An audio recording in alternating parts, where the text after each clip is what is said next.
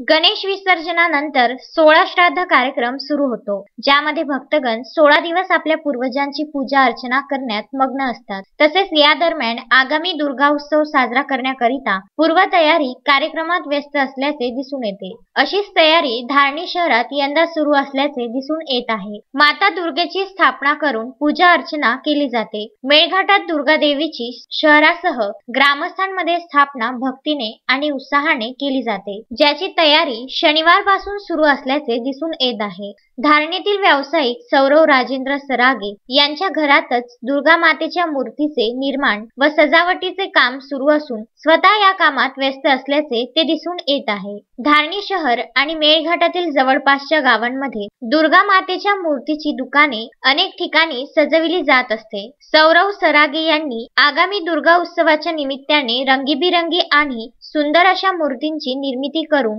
दुर्गा मातेच्या भक्तगणांना स्थापना करण्याकरिता एक सहकार्य करीत आहे। मेळघाटात दरवर्षी दुर्गा उत्सव हा मोठ्या आनंदाने आणि उत्साहाने साजरा केला जातो। यंदा मात्र कोरोनाच्या 2 वर्षात बंदिस्त जीवनशैलीनंतर प्रथमच आनंदमय दुर्गा उत्सव साजरा केला जाणार आहे। हे विशेष। तस्मीन शेख सुलेमान मेमनसह जुगल किशोर जयस्वाल, विदर्भ न्यूज, धारणी।